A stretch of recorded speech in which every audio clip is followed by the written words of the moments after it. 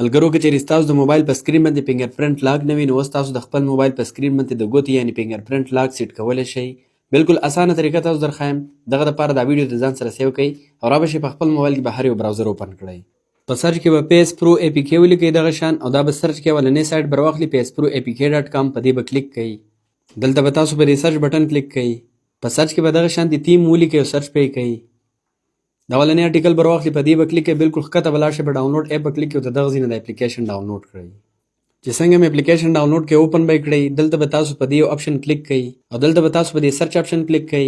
په سرچ کې به دغه شان فنګر پرنټ ولیکئ سرچ پې کړئ. دا اولنی یو تیم به راواخلي دا یو فنګر پرنټ دا یو تیم دی په دې به کلیک کړئ. د دې ځای نه به دا تیم ډاونلوډ کړئ او بیا به اپلای کړئ نو ستاسو د موبایل په سکرین به فنګر پرنټ لاک راشي. که بیا هم تاسو سره څه مسله راځي نو کمنټ کې راته ووایئ.